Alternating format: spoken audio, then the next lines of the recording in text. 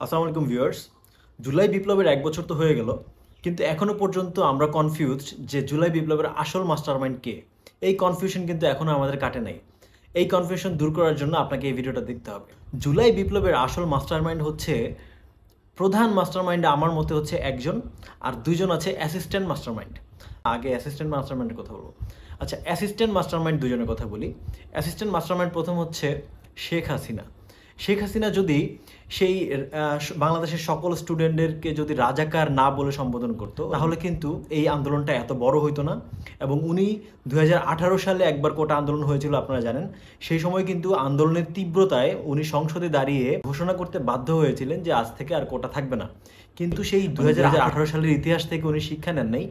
ইতিহাসের সবচেয়ে বড় শিক্ষা হচ্ছে, ইতিহাস থেকে কেউ শিক্ষা নেয় না। শেখ হাসিনা ভেবেছিলেন ২০১৮ সালে হয়তো পারেননি, কিন্তু ২০২৪ সালে এসে উনি পারবেন। আসলে বুঝতে হবে, ওটা হচ্ছে এমন একটি ব্যাপার, এটা আসলে কোনো দল, এটা আওয়ামী লীগ, বিএনপি, জামাত, শিবির এগুলোর সাথে জড়িত না। প্রত্যেকটা ফ্যামিলির সাথে এটা জড়িত, বাংলাদেশের প্রত্যেকটা মানুষের সাথে এটা জড়িত। কারণ কোটা হচ্ছে আপনার রিজিক, আপনার চাকরি বাকরির সাথে জড়িত। আপনারা জানেন যে কোটা আন্দোলনের সময় ঢাকা বিশ্ববিদ্যালয়ের ছাত্রলীগের অনেক পোলাপান পদত্যাগ করেছে। কারণ কোটা আন্দোলন আসলে কোনো দল না, এটা কোনো দলের ব্যাপার না, এটা প্রত্যেকটা মানুষের সাথে জড়িত। এই জন্য কোটা আন্দোলনটা ২০১৮ সালে কোটা আন্দোলনের তীব্রতায় শেখ হাসিনা টিকতে না পেরে সংসদে বলেছিলেন যে আজকে থেকে আর কোটাই থাকবে না। তাহলে দেখেন, সে ২০১৮ সালে পারে নাই, সে ভাবছে ২০২৪ সালে পারবে, হয়তো শক্তি প্রয়োগ করে, বল প্রয়োগ করে পারবে, কিন্তু সেটাও পারে নাই। যাই হোক, আমার মতে আওয়ামী লীগ এবং শেখ হাসিনার জীবনে সবচেয়ে বড় ভুল হচ্ছে এইটা, যে কোটা আন্দোলনের মতো একটা সেন্সিটিভ আন্দোলনকে দাবিগুলো যদি তারা মেনে নিত, তারা যদি আন্দোলনের ২-৪ দিন, যেমন ধরেন ১৬-১৭ তারিখ আবু সাইদ যেদিন মারা গেল, সেদিনও যদি তারা এই আন্দোলনের দাবিগুলো মেনে নিত, তাহলে কিন্তু শেখ হাসিনা সরকারের পতন হতো না।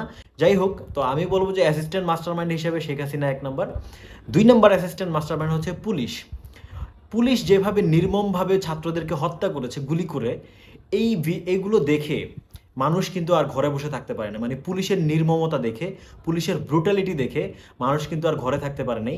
এমনিতেই কিন্তু মানুষের ১৬ বছরের একটা ক্ষোভ জমেছিল প্রত্যেকটা মানুষেরই। তো সেই ক্ষোভটাকে আরও বাড়িয়ে দিয়েছে হচ্ছে পুলিশের এই নির্মমতা, পুলিশের এই ব্রুটালিটি দেখে মানুষ কিন্তু আর ঘরে থাকতে পারে নাই। সো আমার মতে ২ নম্বর অ্যাসিস্ট্যান্ট মাস্টারমাইন্ড হচ্ছে পুলিশ, আর প্রথম অ্যাসিস্ট্যান্ট মাস্টারমাইন্ড হচ্ছে শেখ হাসিনা নিজে। এবার তাহলে প্রধান মাস্টারমাইন্ড কে? প্রধান মাস্টারমাইন্ড হচ্ছে সোশ্যাল মিডিয়া। পুলিশের এইসব ব্রুটালিটি, নির্মমতা, গুলি করে ছোট ছোট স্কুল কলেজের বাচ্চাগুলোকে যখন পুলিশ মারা শুরু করলো, তখন মানুষ আর ঘরে থাকতে পারে না। এবং সোশ্যাল মিডিয়ায় এগুলো কিন্তু আপনার মিনিটের মধ্যে ভাইরাল হয়ে গেছে, lakh lakh million million view হচ্ছিল। তাহলে বাংলাদেশের প্রত্যেকটা মানুষ ঘরে বসে এগুলো দেখতেছিল যে পুলিশ কিভাবে স্কুল কলেজের ফুলের মতো বাচ্চাগুলোকে গুলি করে মারছে। এবং পুলিশকে বলা হয়েছিল, হয়তো উপর থেকে বলা হয়েছিল যে শক্তি প্রয়োগ করতে, বল প্রয়োগ করতে, কিন্তু পুলিশ এত বেশি বল প্রয়োগ করেছে। এবং অতি উৎসাহী হয়ে কিছু আওয়ামী পুলিশ ছিল, তারা অতি উৎসাহী হয়ে এমনভাবে ছাত্র জনতার উপর গুলি করেছে, এত নিরীহ মানুষগুলোকে মেরেছে। আপনারা জানেন ২০১৩ সালে হেফাজতের আন্দোলন দমন করতেও কিন্তু আওয়ামী লীগ প্রচুর বল প্রয়োগ করেছিল।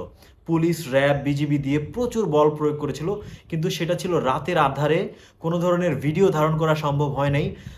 তাও ২-১টা ভিডিও যেগুলো ধারণ করা হয়েছিল, সেগুলো কিন্তু সরকার ধামাচাপা দিতে সক্ষম হয়েছিল। এবং ২০১৩ সাল, মানে আজ থেকে ১১ থেকে ১২ বছর আগের কথা, তখন কিন্তু হাতে হাতে এত মোবাইল ছিল না, সোশ্যাল মিডিয়া ছিল না সবার কাছে। তখন এই জন্য কিন্তু এই ভিডিওগুলো এত ভাইরাল হতে পারে নাই। তখনও কিন্তু ভালো একটা বল প্রয়োগ করতে হয়েছিল আওয়ামী লীগকে, কিন্তু সোশ্যাল মিডিয়ায় ওইটা ভাইরাল হতে পারে নাই বলে তখন কিন্তু কোনো সমস্যা হয় নাই আওয়ামী সরকারের।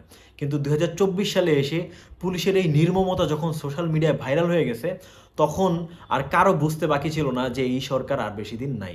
আমি নিজেই বলেছিলাম যে ১৫ দিনের মধ্যে এই সরকারের পতন হবে, এবং ১৫ দিন লাগে নাই, ঠিক ১০ দিনের মধ্যে এই সরকারের পতন হয়ে গেছে। সো আমার কাছে মনে হয় ২৪ সালের জুলাই মুভমেন্টের সবচেয়ে বড় যে মাস্টারমাইন্ড, সেটা হচ্ছে social media.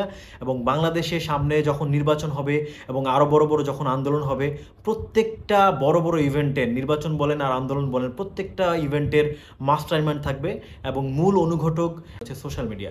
So social media is very important in our life, এবং আমাদের পলিটিক্সে social media is more important. আর আমাদেরকে একটা জিনিস খেয়াল রাখতে হবে, সোশ্যাল মিডিয়ায় আমরা যা দেখি তাই যেন বিশ্বাস না করি। কারণ সোশ্যাল মিডিয়ায় তথ্যের সাথে, ইনফরমেশনের সাথে অপতথ্য থাকে, গুজব থাকে, মিথ্যা বানোয়ার তথ্য থাকে। সো যাই দেখবো আমরা তাই কিন্তু বিলিভ করবো না। আপনারা যদি আমার সাথে একমত হয়ে থাকেন তাহলে অবশ্যই সেটা কমেন্টের সাথে জানিয়ে দেন, আর যদি দ্বিমত পোষণ করেন তাহলেও অবশ্যই কমেন্টের সাথে জানিয়ে দেন। আর আমার চ্যানেলটি যদি ভালো লাগে তাহলে অবশ্যই সাবস্ক্রাইব করবেন, যেন ভবিষ্যতে আমার ভিডিওগুলো আপনি মিস না করেন। ধন্যবাদ, আসসালামু আলাইকুম। দেখা হবে নতুন কোনো ভিডিওতে।